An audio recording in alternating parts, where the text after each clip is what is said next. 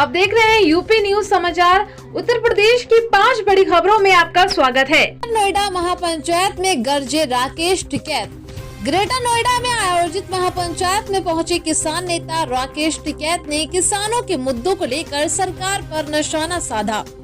टिकैत ने कहा कि जब हर चीज के दाम बढ़ रहे हैं तो जमीन का सर्किल रेट क्यों नहीं बढ़ता। उन्होंने सवाल उठाया कि किसान की जमीन सस्ते दामों में क्यों जाएगी।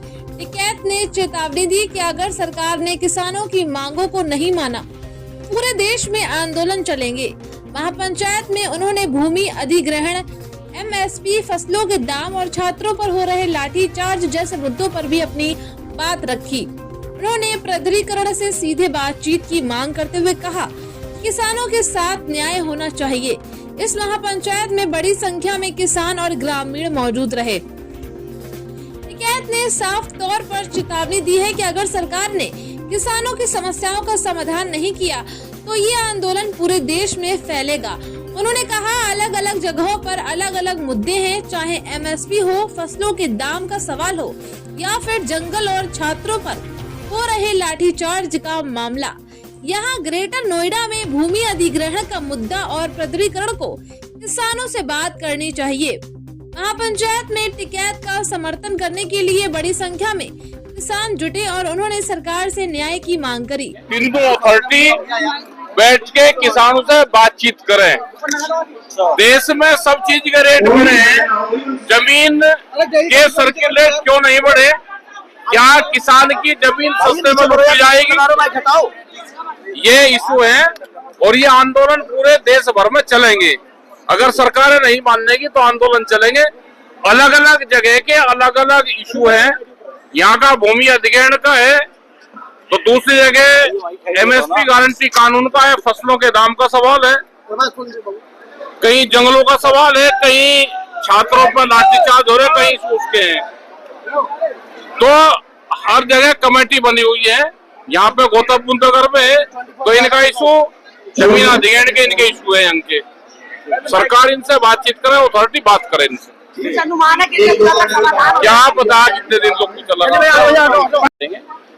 लेकिन किसानों से भी है कि भाई बेल ना डाल ले, जेल की भी ट्रेनिंग जरूर ले ले अंदर की, नहीं तो ये आंदोलन कमजोर होंगे। अगर आप जेल से डरोगे तो आंदोलन कमजोर होगा। हमारा शांतिपूर्ण तरीके से ही धरना है। एफआईआर तो होगी, अगर आंदोलन करेंगे, सरकार नहीं चाहती तो एफआईआर दर्ज ये करते हैं।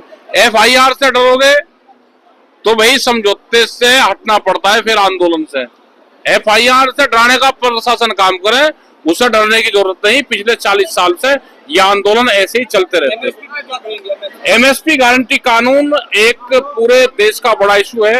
स्वामीनाथन कमेटी का बड़ा इशू है। C2+50 वाला फार्मूला, इस पे पूरे देश भर में आंदोलन और चर्चाएं चली हुई है। ये पूरा देश आंदोलन में जाएगा, पूरा देश आंदोलन में जाएगा। जो हमारी विचारधारा से सहमत नहीं होगा वो चला जाएगा। खबर फर्रुखाबाद से है, जहां फर्रुखाबाद जिले में ग्राम माधोपुर में सैकड़ों वर्षों पुराने शिवालय में शिवलिंग की स्थापना के साथ ही भगवान भोलेनाथ की पूजा अर्चना का भव्य आयोजन किया गया। दुर्वासा ऋषि आश्रम के महंत ईश्वर दास महाराज के नेतृत्व में इस पवित्र स्थल को कब्जा मुक्त कराया गया और सोमवती अमावस्या के शुभ अवसर पर शिवलिंग का जलाभिषेक किया गया। इस दौरान दूध, दही, शहद और पंचामृत से भगवान भोलेनाथ को स्नान कराकर उनका दिव्य श्रृंगार किया गया। शिवालय की सफाई के बाद भक्तों के दर्शन के लिए इसे खोल दिया गया है।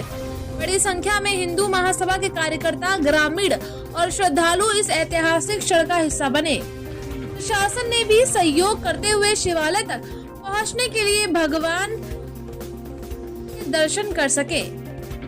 प्रशासन ने भी सहयोग करते हुए शिवालय तक पहुंचने के लिए रास्ता बनवाया, जिससे अब भक्त आसानी से भगवान के दर्शन कर सके। महंत ईश्वरदास महाराज ने ऐलान किया कि फर्रुखाबाद के सभी शिवालयों को कब्जा मुक्त कराकर उन्हें पुनर्जीवित किया जाएगा। साथ ही मंदिरों के पास बने शराब के ठेकों को हटाने के लिए बड़ा अभियान चलाया जाएगा। इस अभियान में श्रद्धालुओं का उत्साह और भोलेनाथ के प्रति अटूट आस्था देखने लायक है। शिवालय में अब नियमित पूजा अर्चना शुरू हो गई है, जिससे यह पवित्र स्थान एक बार फिर आध्यात्मिकता का केंद्र बन गया है। जो शुद्ध को हमने निकाल लो भैया, चंदन को है नो दो ना ले।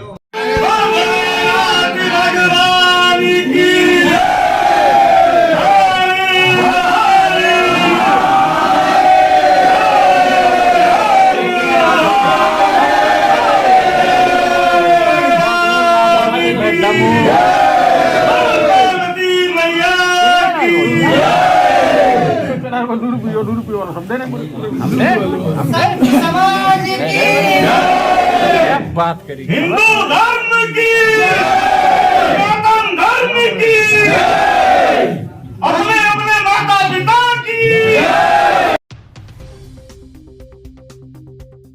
फर्रुखाबाद से बड़ी खबर है, जहां मुकेश राजपूत का अखिलेश यादव पर जबरदस्त बयान। उन्होंने कहा अखिलेश यादव भगवान कृष्ण की जाति के तो बिल्कुल नहीं हो सकते, लेकिन कंस की जाति के जरूर हो सकते हैं।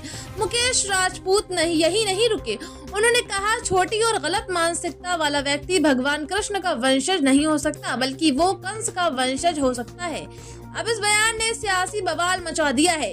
सांसद ने धर्म और देवी देवताओं पर हो रही राजनीति को लेकर सपा सुप्रीमो पर जमकर हमला बोला। वहीं सुहेल देव समाज पार्टी के अध्यक्ष ओम प्रकाश राजभर के बयान पर कहा हनुमान जी सभी हिंदुओं की आस्था का केंद्र है। ये बयान आवास विकास स्थित जिला भाजपा कार्यालय में दिया गया। अब देखना है अखिलेश यादव इस पर क्या जवाब देते हैं।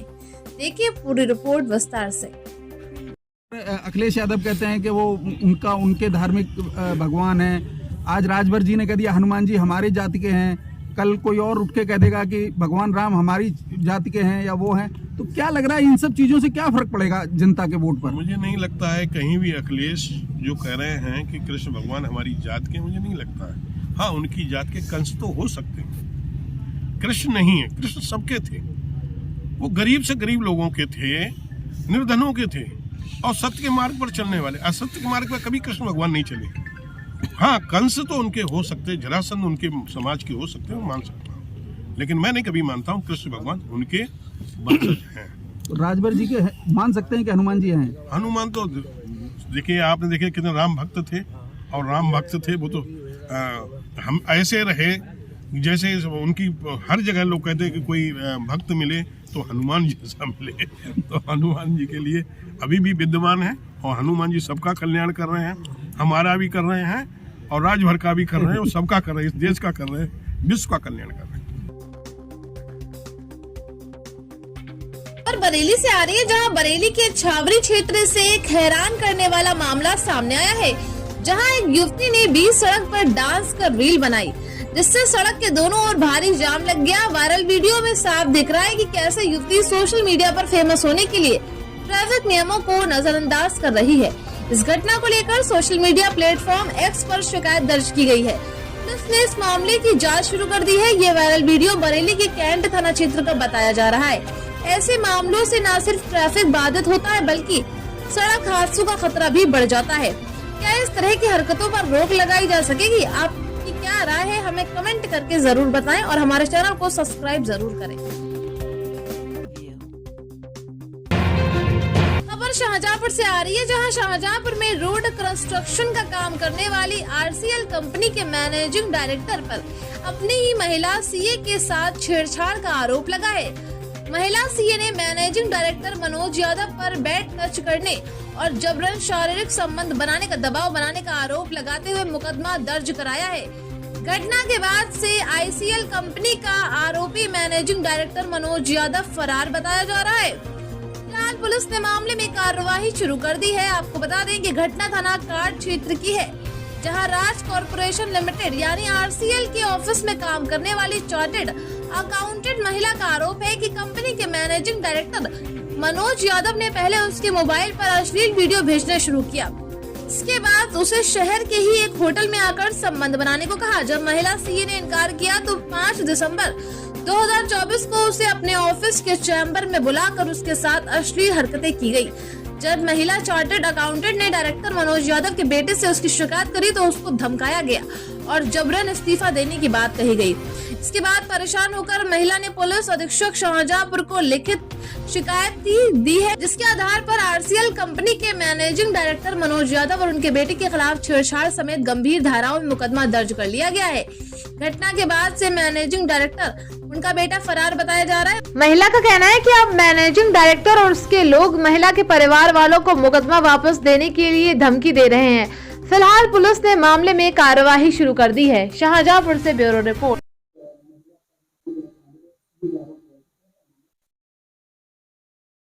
ये जनपद शाहजहांपुर में एक कंपनी है राज कॉर्पोरेशन लिमिटेड, एक बड़ी कंस्ट्रक्शन कंपनी है जो कि नेशनल हाईवे और स्टेट हाईवे का निर्माण करती है। उसके एमडी श्री मनोज यादव के ऊपर उसी संस्था में कार्यरत एक सीए द्वारा आरोप लगाया गया। उनके द्वारा बताया गया है इन्हें जो कार्य के दौरान जो मनोज यादव द्वारा इन्हें समय समय पर अश्लील वीडियो भेजना, मैसेज भेजना, फोन वीडियो भेजना करके परेशान किया गया और कई बार इन्हें होटल पर बुलाने के लिए मजबूर किया गया।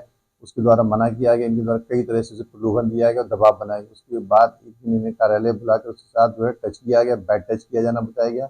उसकी तहरीर प्राप्त हुई, जिसकी पुलिस द्वारा जांच की। प्रथम दृष्टया आरोप सही पाए जाने पर पुलिस द्वारा अभियोग पंजीकृत कराया गया है और पुलिस द्वारा विवेचना गंभीरता के दृष्टिगत जो है थाना अध्यक्ष कांट को विवेचना करने हेतु निर्देशित किया गया है। अब अग्रिम विवेचना की जा रही है, तदनुसार विधि कार्रवाई की जाएगी।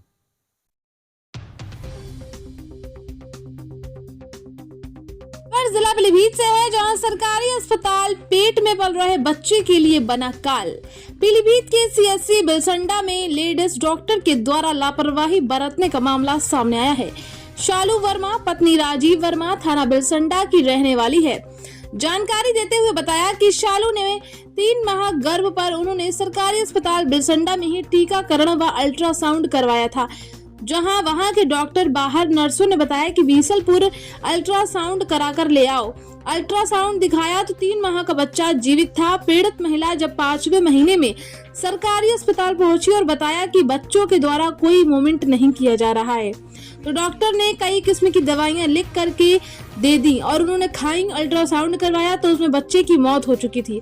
इसके बारे में डॉक्टर से कहा तो डॉक्टरों ने पीड़ित की एक नहीं सुनी, जिसके चलते महिला काफी परेशान होने के बाद लखीमपुर के निजी अस्पताल में अल्ट्रासाउंड कराया तो बच्चा मरा हुआ निकला और बड़ा ऑपरेशन होने के बाद बच्चे को निकाला गया।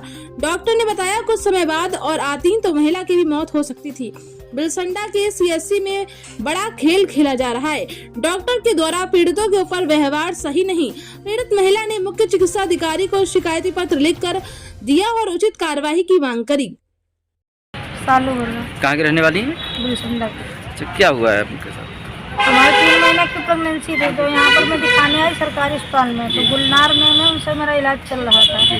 तो उन्होंने कहा तीसरे महीने में अल्ट्रासाउंड कराओ बीसलपुर, तो मैं वहाँ पर कराने गई तो मेरा बच्चा स्वस्थ था।